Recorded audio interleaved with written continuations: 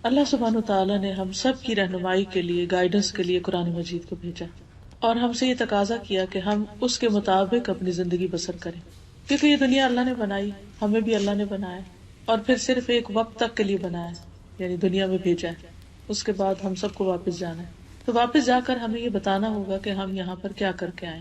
ایک طریقہ یہ ہے کہ ہم اپنی مرضی کے مطابق جو ہمارا دل چاہے ہم وہ کریں، ایک یہ ہے کہ ہم لوگوں کی مرضی کے مطابق زندگی بسر کریں، اور ایک یہ ہے کہ ہم اللہ کی مرضی کے مطابق زندگی بسر کریں۔ اگر ہم یہ چاہتے ہیں کہ اللہ کی مرضی کے مطابق زندگی بسر کریں تو پھر اس کے لیے ضروری ہے کہ ہم اللہ تعالیٰ ہی کی کتاب کے مطابق زندگی بسر کریں، اور اللہ تعالیٰ کی کتاب کے مطابق زندگی بسر کرنے کے لیے ضروری ہے کہ ہم اس کی کتاب کو پڑھیں۔ اسی لیے اکثر لوگ ایک دوسرے کو دعوت دیتے رہتے ہیں کہ آئیے قرآن پڑھیں، لیکن عموماً لوگ یہ سمجھتے ہیں کہ شاید یہ کوئی ایکسٹرا کام ہے، وقت ملے گا تو کر لیں گے، یا ابھی تو اور بہت سی مصروفیات ہیں، جب بوڑھے ہوں گے تو پھر اس کام کو ریٹائر ہو کے شروع کریں گے۔ لیکن ہمیں نہیں پتا کہ ہم ریٹائرمنٹ کی ایج کو پہنچتے بھی ہیں یا نہیں، تو اس لیے ہمیں اللہ کی کتاب کے ساتھ ایک مضبوط تعلق قائم کرنے کی ضرورت ہے، اور اس کے ساتھ جو کمٹمنٹ ہم کریں اس میں کسی قیمت پر کوئی کمی نہ آئے۔ آج کی اس مجلس میں انشاءاللہ العزیز میں آپ کو احادیث کی روشنی میں قرآن مجید کے پڑھنے کی اہمیت کے بارے میں بتاؤں گی۔ رسول اللہ صلی اللہ علیہ وسلم نے فرمایا، مثل المؤمن الذي يقرأ القرآن كالأترجة ريحها طيب وطعمها طيب۔ اس مومن کی مثال جو قرآن پڑھتا ہے ترنجبین نارنگی جیسی ہے، ٹینجرین کی طرح ہے، کہ اس کی خوشبو بھی اچھی ہے اور اس کا ذائقہ بھی اچھا ہے، یعنی کھانے کے بعد انسان خوش ہو جاتا ہے، ہاتھوں سے بھی خوشبو آتی ہے، اس کے منہ سے بھی خوشبو آتی ہے، اور کھانے کے بعد انسان کے اندر ایک اچھی فریش فیلنگ آتی۔ آپ کتنے بھی ٹائرڈ ہوں، اگر 2-3 ٹینجرین کھا لیں تو اس کے بعد آپ کی ٹائرڈنس ختم ہو جاتی۔ والذی لا یقرأ القرآن کالتمرۃ لا ریح لها وطعمها حلو۔ اس مومن کی مثال جو قرآن نہیں پڑھتا کھجور جیسی، اس کی خوشبو نہیں لیکن اس کا ذائقہ میٹھا ہے، یعنی کھجور بھی انرجی دیتی ہے، اگر ہم اس کو کھا لیں تو ہمارے اندر ایک یعنی قوت پیدا ہو جاتی ہے، انرجی پیدا ہو جاتی ہے، جس کی وجہ سے ہمارے لیے کام کرنا آسان ہو جاتا ہے، اس کے بھی کئی ایک فائدے ہیں۔ پھر فرمایا وَمَثَلُ الْمُنَافِقِ الَّذِي يَقْرَأُ الْقُرْآنَ كَمَثَلِ الرَّيْحَانَةِ رِيحُهَا طَيِّبٌ وَطَعْمُهَا مُرٌّ۔ اس منافق کی مثال جو قرآن پڑھتا ہے خوشبودار پودے جیسے گلاب وغیرہ کی طرح، جس کی خوشبو اچھی ہے اور ذائقہ تلخ ہے، یعنی وہ دوسروں کو تو خوشبو دے رہا ہے لیکن اپنے اندر اس کے کڑواہٹ سی ہے۔ اگر آپ اس پھول کو کھانا شروع کر دیں یا اس کے پودے کو کھائیں تو اس کا کوئی ذائقہ نہیں، اس میں کوئی لطف نہیں۔ اور پھر فرمایا وَمَثَلُ الْمُنَافِقِ الَّذِي لَا يَقْرَأُ الْقُرْآنَ كَمَثَلِ الْحَنْظَلَةِ لَيْسَ لَهَا رِيحٌ وَطَعْمُهَا مُرٌّ۔ اس منافق کی مثال جو قرآن نہیں پڑھتا اندرائن تمہ جیسی کڑوی چیز کی طرح ہے، جس میں خوشبو نہیں اور اس کا ذائقہ بھی کڑوا ہے۔ تو یہاں اب لوگوں کو 4 کیٹیگریز میں تقسیم کر دیا گیا۔ پہلی کیٹیگری کے لوگ جو مومن ہیں، ایمان بھی رکھتے ہیں اور اس کے ساتھ قرآن بھی پڑھتے ہیں، ایسے لوگوں کے ساتھ آپ ملاقات کریں تو ان سے مل کر بھی آپ کو خوشی ہوگی اور ان سے آپ کو اچھی بات لے کے نکلیں گے، کیونکہ ان کے پاس قرآن کی وزڈم ہے۔ ایسے لوگ اپنے ماحول کے لیے خوشی کا باعث ہوتے ہیں، اپنے لیے بھی اور دوسروں کے لیے بھی۔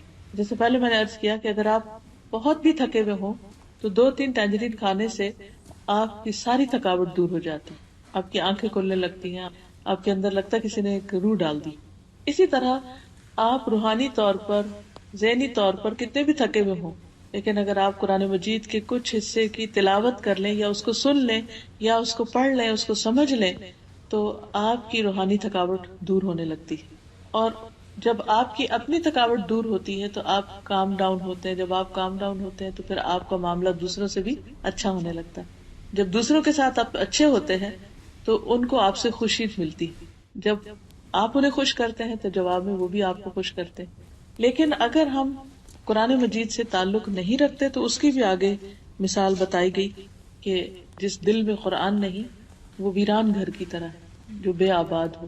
دوسری بات یہاں یہ بتائی گئی کہ جو قرآن نہیں پڑھتا لیکن ہے ایمان والا تو وہ ہے تو میٹھا لیکن اس کی کوئی خوشبو نہیں، یعنی وہ اپنی ذات میں اچھا بھی ہو سکتا ہے لیکن اس سے دوسروں کو کوئی زیادہ فائدہ نہیں پہنچتا۔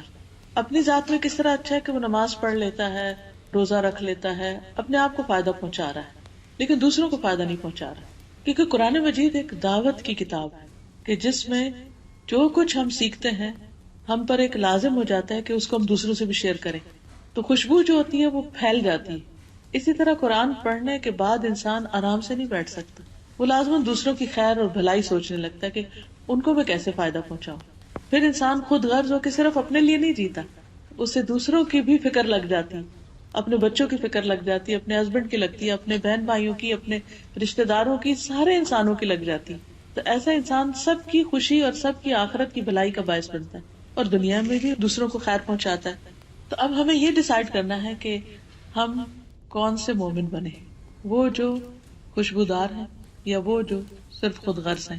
پھر تیسری مثال ہے منافق کی، کیونکہ منافق بھی اپنے آپ کو بظاہر مسلمان کہتے ہیں، تو وہ اگر قرآن پڑھتا ہے اور خود اس پر عمل نہیں کرتا تو وہ پھول کی طرح ہے، دوسروں کو تو خوشبو دے رہا ہے لیکن خود اس کو اس قرآن سے کوئی فائدہ نہیں.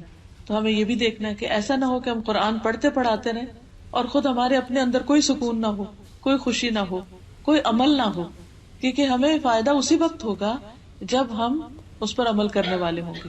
قرآن مجید میں بے شمار دفعہ آتا ہے یا ایھا الذین آمنوا، اے لوگو جو ایمان لا چکے. تو وہ ہمیں پکارا جا رہا ہوتا ہے کہ ہاں میں ایمان لا چکی ہوں، تو مجھے کیا کہا جا رہا ہے، میرے رب نے پکارا مجھے، اے ایمان والی. کہتے ہاں ہاں میں ایمان تو لائی ہوں، اب مجھے واٹ نیکسٹ کرنا کیا ہے اس کے بعد. تو پھر حکم ملتا ہے، پھر اس پر عمل کرنا ہوتا ہے. لیکن اگر ہم صرف اس کو پڑھنے پڑھانے کی کتاب بنا لیتے ہیں کہ تلاوت کر رہے ہیں، یا اس سے کوئی دنیا کی مصیبت آ گئی تو دور کر رہے ہیں، یا کوئی فوت ہو گیا تو بس اس وقت پڑھ رہے ہیں، لیکن وہ کیا کہہ رہے ہیں خود اس کے ٹوٹل اپوزٹ جا رہے ہیں. مثلاً اس میں لکھا ہے کہ اقیم الصلاۃ، نماز قائم کرو، اور ہم نماز کو قائم نہیں کر رہے، ویسے ہی بس دو چار ٹکرے مار لیتے ہیں، تو پھر وہ طریقہ زندگی درست نہیں. چوتھا، ایسا منافق یا ایسا انسان جو کہتا ہے میں مسلمان ہوں لیکن نہ قرآن پڑھتا ہے اور نہ خود عمل کرتا ہے. تو پہلا وہ جو پڑھتا بھی ہے اور عمل بھی کرتا ہے. دوسرا وہ جو عمل تو کسی درجے میں کرتا ہے لیکن پڑھتا نہیں. تیسرا وہ جو پڑھتا ہے لیکن خود کوئی عمل نہیں کرتا. اور چوتھا نہ پڑھتا ہے نہ عمل کرتا ہے. اب یہ کیٹیگریز میری نہیں بنائی، یہ اللہ کے رسول صلی اللہ علیہ وسلم نے ہمیں بتائی اور بنائی. ہمیں یہ دیکھنا چاہیے کہ ہم اس میں سے کس کیٹیگری کے اندر فال کرتے ہیں، ہم کہاں پر آتے ہیں اور ہمیں کیا بننا چاہیے. کیونکہ زندگی تو چند دن کی ہے، بہت جلد واپس چلے جانا ہے. جو کچھ اس وقت ہمارے پاس ہے سب یہی کا یہی رہ جائے گا، ساتھ کچھ بھی نہیں جائے گا. اس لیے آج یہاں بیٹھ کر ہم تہیہ کر لیں کہ ہم پہلی کیٹیگری میں آئیں گے انشاءاللہ تعالی، کہ جو پڑھیں گے بھی اور عمل بھی کریں گے، اور ساری زندگی کے لیے، موت تک کے لیے. پڑھنے کے پھر لیول ہوتے ہیں. ایک یہ ہے کہ آپ اس کا تلفظ ٹھیک کریں، تجوید ٹھیک کریں. ایک یہ کہ اس کا ترجمہ جانیں، پھر یہ کہ اس کے معنی اور تفسیر جانیں، پھر یہ کہ اس میں غور و فکر کریں، پھر یہ کہ اس پر عمل کریں، پھر یہ کہ آپ اس کو دوسروں کو بتانے والے ہیں، پھر یہ ہے کہ جو وہ کہتا ہے اس کے مطابق پوری زندگی کا نقشہ بدلے. تو یہ سارے قرآن مجید کے حقوق ہیں جو ہم پر لازم آتے ہیں اور ہمیں اس کے مطابق زندگی بسر کرنی ہے. ورنہ قیامت کے دن اگر ہم اللہ تعالیٰ کو یہ بتائیں کہ ہم 1000 کتابیں 1000 بکس پڑھ کر آئے اور ہمارے گھر میں بہت بڑی لائبریری تھی لیکن قرآن پڑھنے کا ٹائم نہیں ملا، تو کیا یہ ہمارا بہانہ قابل قبول ہوگا؟ اس لیے جو مرضی پڑھیں مگر ساتھ اللہ کی کتاب ضرور پڑھیں. دوسری حدیث ہے، حضرت ابو ہریرہ سے مروی ہے کہ رسول اللہ صلی اللہ علیہ وسلم نے فرمایا، قرآن پاک کی تعلیم حاصل کرو، اس کے بعد اس کی تلاوت کرتے رہو. یاد رکھو قرآن پاک کی مثال جب کوئی اس کی تعلیم حاصل کرتا ہے پھر تلاوت کرتا ہے اور اس کے ساتھ قیام کرتا ہے، اس تھیلی کی مانند ہے جو کستوری سے بھرا ہوا ہے اور اس کی خوشبو ہر جگہ مہک رہی. اور اس شخص کی مثال جس نے قرآن مجید کی تعلیم حاصل کی پھر وہ غافل ہو کر سویا رہا، حالانکہ قرآن مجید اس کے دل میں اس تھیلے کی مانند ہے جو کستوری سے بھرا ہوا ہے لیکن اس کا منہ اسی سے باندھ دیا گیا. تو اس میں ایک اور مثال سے وہی بات سمجھائے گی. پہلے خوشبودار ٹینجرین کی مثال دی گئی اور اب یہاں کستوری سے بھرے ہوئے تھیلے کی. کستوری آپ کو معلوم ہے نا کہ جو ہرن ہوتا ہے اس کی ناف میں بنتی ہے اور بہت ہی قیمتی خوشبو ہوتی ہے، بہت ہی زبردست قسم کی خوشبو ہوتی ہے. تو عام طور پر جو خوشبو ہوتی ہے اگر لیکوڈ فارم میں ہو تو بوٹل وغیرہ میں ہوتی ہے اور اس کا ڈھکن وغیرہ بند ہوتا ہے، لیکن اگر اب وہ سالڈ فارم میں ہو تو عموماً لوگ اس کو تھیلیوں میں رکھتے ہیں. اور جب خوشبو تھیلی میں رکھی جاتی ہے تو وہ ضرور اس میں سے نکلتی رہتی. تو جو مومن قرآن پڑھتا ہے اور پھر اس کو پڑھتا بھی ہے اور اس پر عمل کرتا ہے تو گویا اس کے پاس ہر وقت ایک خوشبودار تھیلی ہے جس کی خوشبو پھیل رہی ہے. اور جب خوشبو آپ کے پاس ہو تو وہ آپ کو بھی فائدہ دیتی اور پھر یہ ہے کہ آپ کے عمل میں جھلک رہی ہو. ضروری نہیں ہوتا کہ قرآن پر بڑے بڑے لیکچر دیے جائیں تو تبھی خوشبو پھیلتی. جب آپ تھوڑا بھی پڑھیں لیکن ساتھ ساتھ اس پر عمل کرنے والے ہوں تو اس کی خوشبو سے دوسرے خود بخود فائدہ اٹھاتے ہیں. اب آپ دیکھیے کہ ہم اکیلے تو کہیں رہ نہیں سکتے، ہمیں اپنے گھر والوں کے ساتھ، بچے، شوہر، بہن، بھائی، رشتے دار، سوشلائزنگ ہماری ایک ضرورت ہوتی ہے، لوگوں سے ملنا جلنا. تو مختلف طرح کے لوگ ہوتے ہیں. کچھ لوگوں سے آپ ملتے ہیں تو آپ کا دل خوش ہو جاتا ہے، کچھ لوگوں سے آپ ملتے ہیں تو آپ الٹے بیزار ہوتے ہیں. کچھ لوگ ملتے ہیں تو وہ آپ کو اچھی کوئی بات کریں گے، آپ کا دل خوش ہو جائے.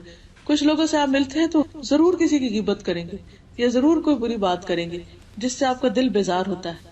تو جو سچا مومن ہوتا ہے اس کا ذائقہ بھی میٹھا اور اس کی خوشبو بھی اچھی، اور وہ ایسے ہے جیسے ہر وقت خوشبو کا تھیلا لے کے پھر رہا. ویسے بائی دا وے یہاں یو کے میں تو کوئی بھی پرفیوم آپ لگا رہے ہیں اس کی خوشبو کوئی نہیں آتی. میرا تو ایکسپیرینس یہی، وہی خوشبو جو میں پاکستان میں لگاتی ہوں سارا دن وہ مہک آتی ہے اپنے پاس. معلوم نہیں کہ ہوا میں کوئی ایسی چیز ہے، یہ کیا ہے.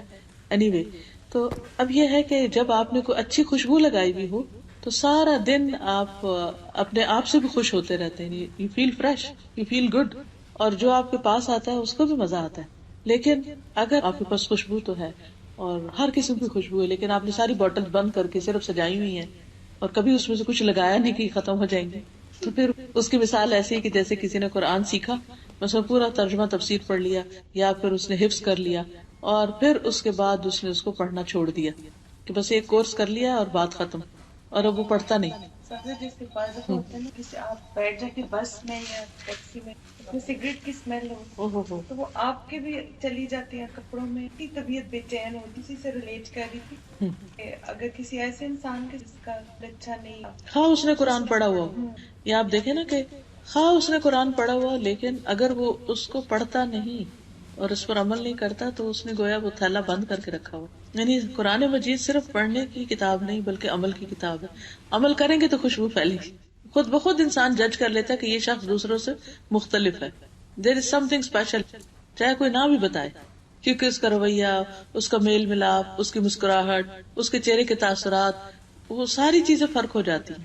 ہو سکتا ہی نہیں کہ قرآن پڑھنے والا اور نہ پڑھنے والا برابر ہو، کیونکہ اللہ تعالیٰ نے بھی قرآن مجید میں فرمایا کہ قل هل يستوي الذين يعلمون والذين لا يعلمون، کہہ دیجئے کہ کیا وہ جو علم رکھتے ہیں اور وہ جو نہیں رکھتے برابر ہو سکتے ہیں؟ قطعاً برابر نہیں ہو سکتے. وہ کہتے ہیں کہ اسلام قبول نہیں کیا تھا، سب لوگ نا مجھے غلام کی طرح دھتکارتے تھے، لیکن ایک شخص ایسے تھے وہ جب بھی مجھے دیکھتے تو مسکراتے تھے. اور جب انہوں نے اسلام کی دعوت دی تو مجھے پتا تھا کہ یہ وہ شخص ہے جس نے کبھی بھی مجھے حقیر نہیں سمجھا یا غلام نہیں سمجھا. تو ایک مسکراہٹ جو تھی وہ پھر آپ دیکھیں کتنی بڑی خیر کا سبب بنے. تھا نا. یعنی صرف اتنی سی بات کہ کسی کو حقیر نہ سمجھے انسان، کسی کو بھی دیکھے، کسی کو بھی ملے اس کو رسپیکٹ دے، اس کو عزت دے، اس سے آگے بڑھ کر ملے. یعنی ایسے بھی نہیں کہ لیے دیے رہے، ٹھیک ہے جو کوئی ملے گا ہم مل لیں گے، جو نہیں ملتا نہ ملے، یہ بھی نہیں ہونا چاہیے. اس مومن کے دل میں تکبر نہیں ہوتا جو خود آگے بڑھ کے سلام کرے.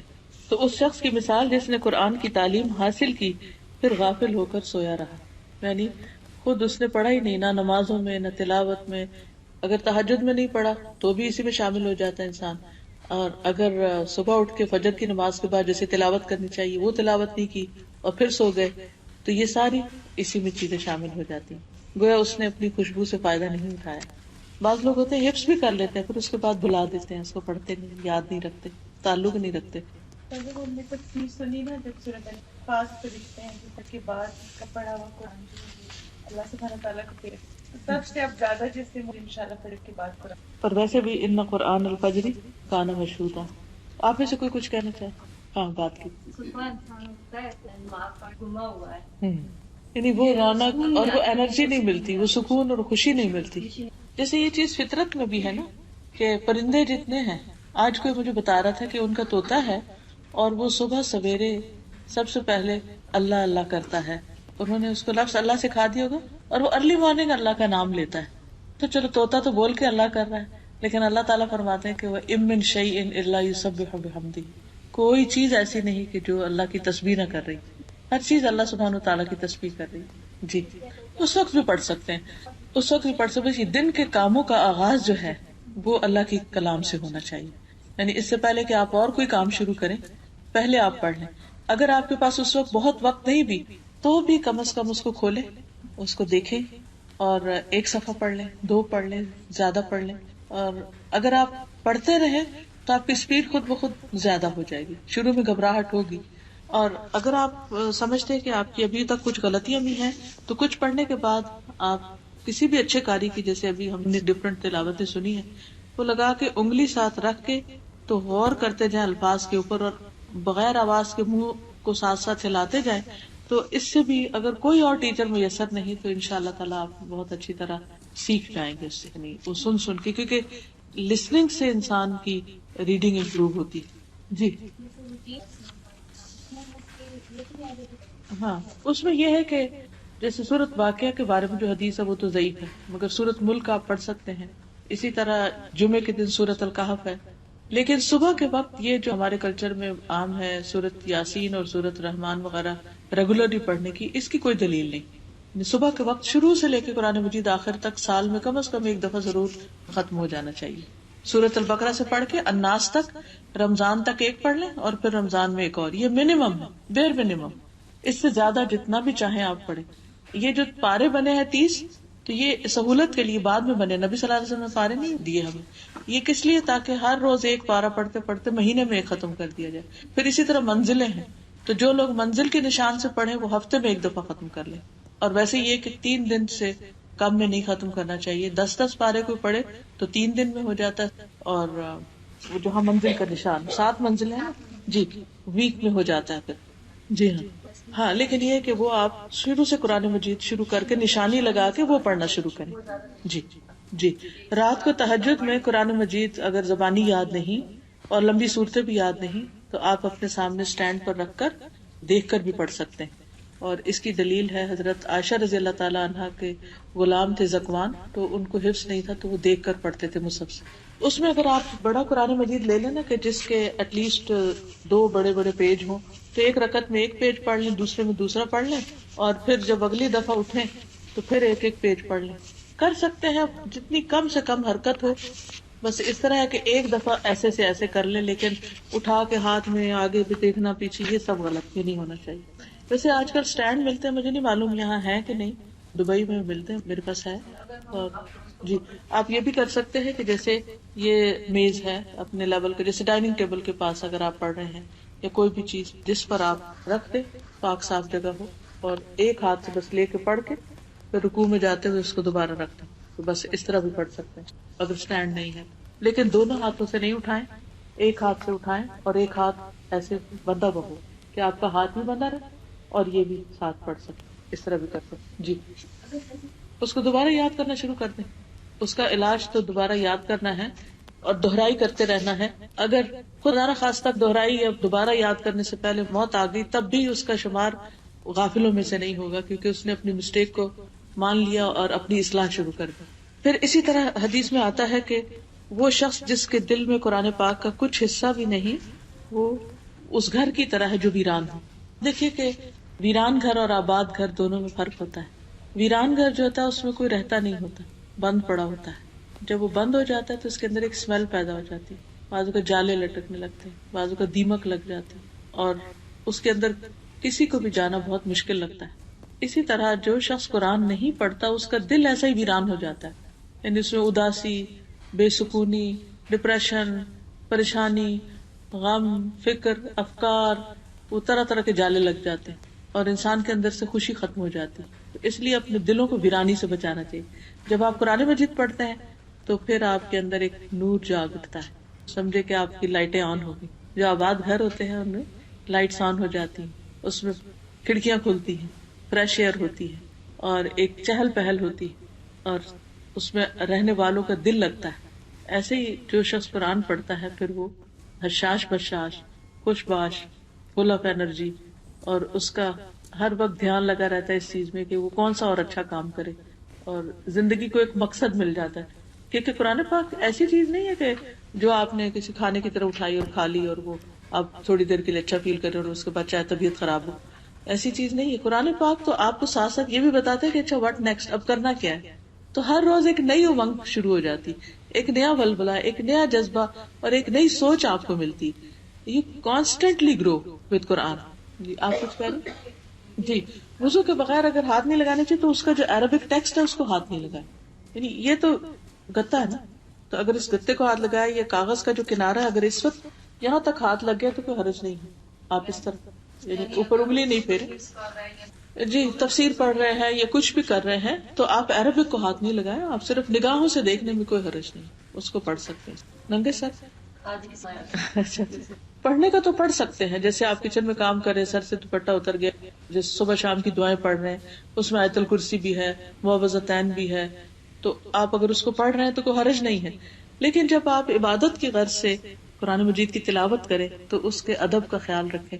اس سے یہ ہوتا ہے کہ جتنا زیادہ ایک ماحول بنتا ہے, آپ کے ماحول کا مطلب یہ کہ آپ کے اندر ایک فیلنگ آتی ہے کہ آپ ایک اسپیشل کام کر رہے ہیں, تو ہر اسپیشل اوکیزن کے لیے ایک ڈریس ہوتا ہے, تو اس سے آپ کی فیلنگ اور ہو جائے گی. اور اگر آپ سب کچھ اتار کے بس ایک عام دنیا کی کتاب کی طرح اس کو پڑھ رہے ہیں تو پھر اس کا وہ امپیکٹ نہیں ہوگا. ضرورتاً آگے پیچھے پڑھ سکتے ہیں, جیسے آپ نے ایک سورت حفظ کی ہوئی ہے, آپ کو بھول رہی ہے, آپ اس کو ریوائز کر رہے ہیں, پھر اس کے بعد دوسری کرنے لگتے ہیں, پھر آپ کو خیال آتا ہے اچھا میں وہ فلاں بھی کر لوں, تو آگے پیچھے ہو سکتی. یا جیسے نماز پڑھ رہے ہوتے ہیں ہم, تو اس میں ہم نے ایک سورت پڑھی, پھر ہم نے دوسری سورت پڑھنی ہے, تو بعض اوقات ہم آگے والی پڑھنے کی بجائے پیچھے والی پڑھ لیتے, اس کو کوئی حرج نہیں, پڑھ سکتے ہیں. جی تراویح میں پڑھ سکتے, لیکن اگر امام پڑھ رہا ہے تو پھر پیچھے نہ کھولے, ان کا سنیے, پھر صرف توجہ رکھیے سننے پر, پھر دیکھیے نا, کیونکہ اس کا نقصان یہ ہوتا ہے کہ وہ امام کہیں آگے پہنچا ہوتا ہے اور ہم پیچھے سے انگلیاں پھیر رہے ہوتے ہیں. یا اور دوسرا یہ کہ ہم تو بعض اوقات اس میں کانسنٹریٹ کر رہے ہیں اور جو ہمارے ساتھ کھڑا ہے وہ ڈسٹرب ہو رہا ہے, تو اس لیے میں اس کو ریکمینڈ نہیں کرتی ہوتی کہ تراویح میں پیچھے کھولا جائے. بعض اوقات امام انسان ہے, غلطی ہو جاتی ہے, وہ اگر بھولے تو آپ کہہ لو یہ تو کیا امام نے پڑھ دیا, یہاں سے تو وہ بھول ہی گیا, اور ایک اور فتنہ کھڑا ہو جاتا ہے. سجدے میں جاتے ہیں جی بعض اوقات لوگ پھر سجدے میں جاتے ہیں وہ اسے سجدے کی جگہ پہ رکھ دیتے ہیں, یا وہ آگے پیچھے ہو جاتا ہے, تو وہ بے حرمتی پھر ہونے لگتی, تو اس سے بچنا چاہیے. جی اگر ہم مسجد نہیں جا سکتے اور خود پڑھنا چاہتے ہیں تو خود ہم تراویح میں قرآن مجید سارا مکمل کر سکتے ہیں, اپنے طور پر خود ہی پڑھ کے کر سکتے ہیں. پھر اسی طرح یہ ہے کہ سورۃ البقرہ اور سورۃ آل عمران کا پڑھنے والا جو ہے اس کے لیے یہ صورتیں قیامت کے دن ایک صاحبان یا امبریلا کی طرح ہوں گی, یا ایک بادل کی طرح ہوں گی, یا پرندوں کے جھنڈ کی طرح ہوں گی. یہ ہم سب جانتے ہیں کہ قیامت کے دن سورج 1 میل کے قریب آ جائے گا, سخت گرمی ہوگی اور دھوپ ہوگی, اور ہر ایک پسینے میں ڈوبا ہوا ہوگا اپنے اپنے گناہوں کے مطابق. تو ایسے میں اس کو ایک سایہ چاہیے ہوگا. ایک تو اللہ سبحانہ تعالیٰ کے عرش کا سایہ ہوگا, اور وہ خوش قسمت وہ لوگ ہوں گے کہ جن کی کچھ خاص دنیا میں خوبیاں ہیں. مسئلہ یہ ہے کہ عادل حکمران, کہ جو لوگوں کے درمیان جب فیصلہ کرتا ہے تو انصاف کے ساتھ کرتا ہے. پھر اسی طرح وہ نوجوان جس کی جوانی عبادت میں گزری. اکثر ہمارے بچے کہتے ہیں کہ آپ بھی تو ینگ ایج میں ایسی تھی نا, آپ نے اب سب کچھ کر لیا اور پھر اب ریلیجس ہو گئی ہیں, تو اب ہمیں آپ کہتے ہیں کہ آپ یہ سب کریں. تو آپ ان کو یہ حدیث سنایا کریں کہ اگر تم یوتھ میں اپنی یہ سب کچھ شروع کرو گے تو قیامت کے دن اللہ سبحانہ تعالیٰ کے عرش کے نیچے سائے میں جگہ ملے گی. پھر اسی طرح ایسا نوجوان جس کا دل مسجد میں اٹکا ہوا, یعنی اسے مسجد سے محبت ہو. پھر ایسا شخص کہ جس کو کوئی عورت برائی کی دعوت دے, یعنی ایسا مرد, لیکن وہ کہے کہ میں اللہ سے ڈرتا ہوں, یہ کہہ کے اس کی دعوت ٹھکرا دے, تو وہ بھی عرش کے سائے تلے ہوگا. پھر اسی طرح 2 لوگ جو اللہ کی خاطر آپس میں محبت کرتے ہیں, کہ بیچ میں کوئی دنیا کا لالچ نہ ہو. اور اس محبت کی علامت یہ ہوتی ہے کہ جب وہ آپس میں ملے تو ان کا ایمان بڑھے, اللہ سبحانہ تعالیٰ کے ساتھ تعلق بڑھے, اور آخرت کا شوق بڑھے. یہ اللہ کی خاطر محبت ہوتی. اور پھر ایسا شخص جس کا دائیں ہاتھ صدقہ کرے تو بائیں کو بھی نہ پتا ہو کہ کیا دیا دائیں ہاتھ نے. یعنی انسان نکالے اپنی جیب سے, بے حساب دے, خاموشی کے ساتھ دے, حتیٰ کہ جس کو دے رہا ہے اس کے ساتھ نظریں بھی نہ ملائے, اور اس سے شکریہ بھی نہ چاہے, اور بھاگنے کی کرے وہاں سے. یا جیسے مسجد وغیرہ آپ جاتے ہیں, ڈونیشن باکسز ہوتے ہیں, تو اس میں بغیر گنے ڈال دیا کرے کہ اے میرے رب بس یہ میں نے تیرے ہاتھ پہ رکھے, مجھے نہیں پتا یہ کیا ہے, تو اسے قبول کر لے. تو ایسے لوگ بھی عرش کے سائے تلے ہوں گے جو اتنا خفیہ صدقہ کریں, کسی کو بھی نہ پتا ہو, ان کے ماں باپ کو بھی نہ پتا ہو, اور بچوں کو بھی نہیں, دوستوں کو بھی نہ پتا ہو, اور اس کو کہیں مینشن بھی نہ کرے. کیونکہ ورنہ کیا ہوتا ہے کہ ہم کچھ کر لیتے ہیں, پھر دوسروں کو بتانے لگتے ہیں کہ ہم نے یہ کیا وہ کیا, کر کرا کے ضائع. تو کسی کو بھی نہ پتا, یہ اس کا سیکرٹ اللہ کے ساتھ رہے, یہ صرف اللہ تعالیٰ کو پتا. تو ایسے لوگ قیامت کے دن عرش کے سائے تلے ہوں گے. پھر یہ کہ عرش کے سائے کے علاوہ قرآن مجید کا سایہ ہوگا, اور جس میں خاص طور پر سورۃ البقرہ اور آل عمران کا سایہ. پھر اسی طرح مومن اپنے صدقے کے سائے میں ہوگا قیامت کے. ایک شخص تھے, وہ جب بھی گھر سے نکلتے تھے کچھ نہ کچھ ضرور ساتھ لے جاتے تھے صدقہ کرنے کے. تو ایک دن جب انہیں کچھ بھی نہ ملا تو انہوں نے گھر سے پیاز دیکھا کہ گھر میں پیاز رکھا ہوا, وہی اٹھا کے جیب میں ڈال لیا کہ کسی کو پیاز ہی دے دوں گا, لیکن دینا ضرور ہے. تو یہ ایک شوق ہے نا جو انسان کو لگ جاتا ہے. اور ویسے بھی صدقہ جو ہے وہ بلاؤں سے بچاتا ہے انسان کو. تو ہر روز ہمیں عادت ڈال لینی چاہیے کہ کچھ نہ کچھ ضرور صدقہ کرنا ہے. اگر فوری طور پر انسٹنٹلی کوئی لینے والا نہ ملے تو پھر انسان کیا کر سکتا ہے کہ اپنے گھر میں کوئی باکس بنا لے, کوئی جگہ بنا لے, وہاں ڈالتا جائے, اور جس دن مسجد جائے یا کہیں بھی چیریٹی کا موقع ہو تو وہاں نکال کے ساتھ لے جائے اور دے دے. لیکن ایوری ڈے صدقہ دینا چاہیے, کیونکہ انسان کی ایک تقدیر وہ ہے جو اللہ سبحانہ تعالیٰ نے اس کی پیدائش سے پہلے لکھی, پھر فرشتہ آتا ہے لکھنے. پھر اسی طرح لیلۃ القدر میں انسان کے اس سال کے فیصلے اس کے بارے میں ہوتے ہیں. اور پھر ہر روز بھی انسان کے لیے ایک نیا دن ہوتا ہے, کل یوم ہوا فی شأن. تو ہر دن کا جو آغاز ہوتا ہے وہ اللہ کے نام سے ہونا چاہیے, اور نیکی کے کچھ کام ضرور زندگی میں شامل کر لینے چاہیے, جیسے نماز تو فرض ہے ہی, پھر اسی طرح صدقہ خیرات, پھر ذکر, پھر قرآن کی تلاوت, پھر دوسروں کے کام آنا. تو یہ تمام چیزیں انسان کی آخرت کے لیے فائدہ مند ہیں.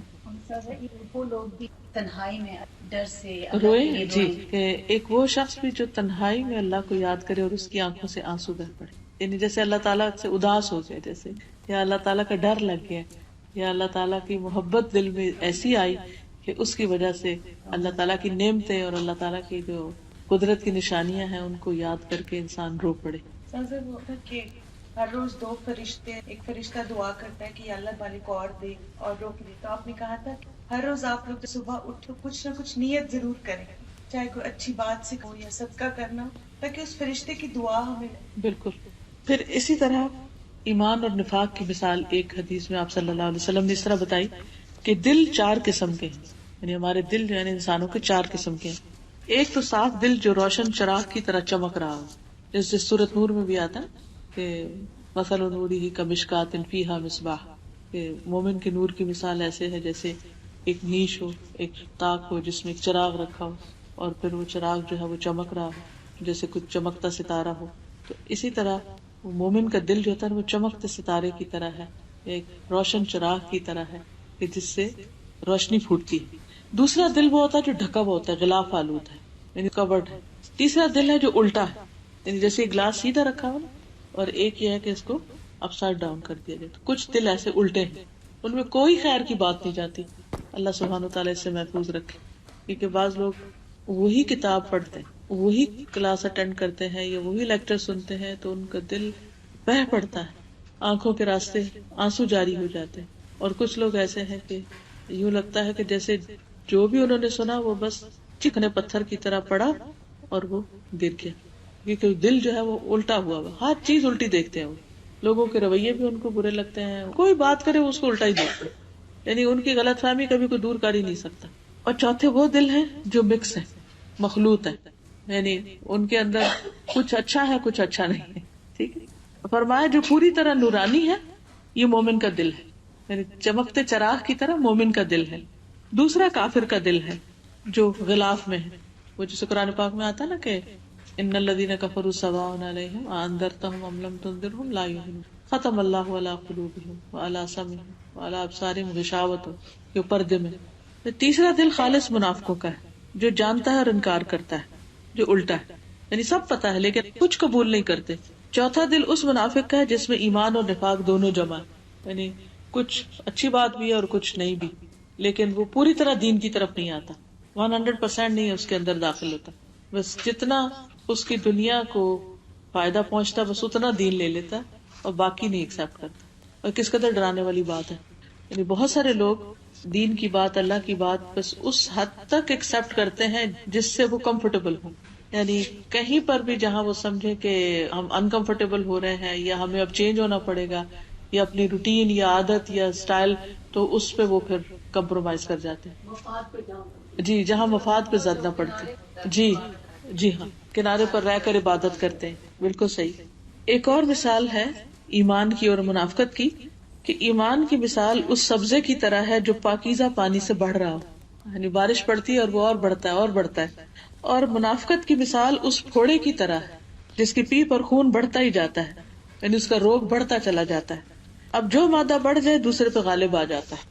اس میں رکھا کہ اتنے ہی کافی ہے. اللہ تعالیٰ ہمیں عمل کی توفیق عطا فرمائے. اگر آپ لوگ کچھ بھی کہنا چاہیں, کچھ پوچھنا چاہیں تو بات چیت کا موقع ہے تھوڑا سا. جی آپ کیجیے.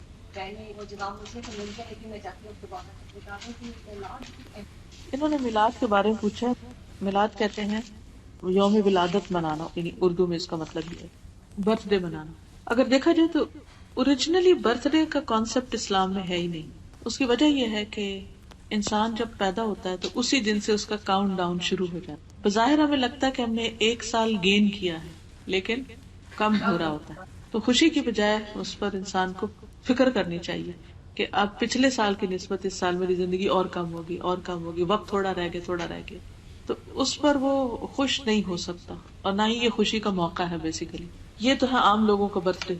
اور جہاں تک پروفٹ کا برتھ ڈے ہے صلی اللہ علیہ وسلم, تو ہمیں کوئی ایسی تاریخ, دن, وقت, جگہ نہیں ملتی تاریخ میں, سیرت میں, کہ جس میں آپ صلی اللہ علیہ وسلم نے اپنا کو برتھ ڈے منایا.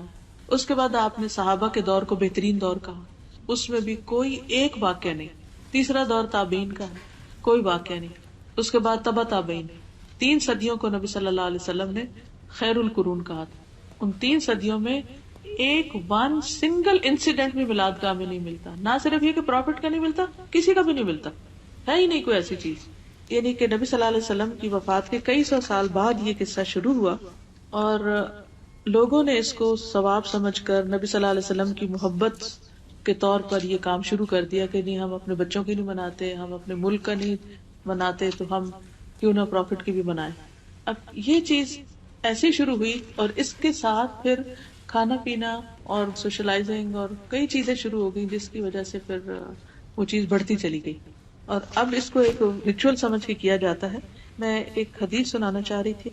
نبی صلی اللہ علیہ وسلم نے اپنے حوض کے بارے میں فرمایا ہے. آپ نے فرمایا میرا حوض 1 ماہ کی مسافت کے برابر ہے, اور اس کے سارے کونے برابر ہیں, چکور ہے. یعنی قیامت کے دن حشر کے میدان میں جو آپ کا حوض ہوگا, حوض کوثر, اس کا پانی چاندی سے زیادہ سفید, اس کی خوشبو مشک سے زیادہ بہتر, اس کے کوزے یعنی کپس آسمان کے ستاروں کی طرح. جو شخص اس سے پیے گا اسے کبھی پیاس نہیں لگے گی. آپ نے فرمایا میں حوض کوثر پر تمہارا پیش خیمہ ہوگا, یعنی پہلے پہنچوں گا, اور حوض کوثر کی چڑھائی اتنی ہے جتنی کہ ایلا سے جوفا کے مقام تک کا فاصلہ ہے. مجھے تم سے اس بات کا ڈر نہیں کہ تم میرے بعد مشرک بن جاؤ گے. میں اپنی امت سے یہ نہیں ڈرتا کہ جو ایک دفعہ ایمان لے آئے پھر وہ بتوں کی پوجا نہیں کر سکتا, لیکن مجھے تم سے اس بات کا ڈر ہے کہ تم لوگ دنیا کے لالچ میں آپس میں حسد کرنے لگ جاؤ گے, اور آپس میں خون ریزی کرنے لگ جاؤ گے, جس کے نتیجے میں تم ہلاک ہو جاؤ گے جس طرح تم سے پہلے لوگ ہلاک ہوئے.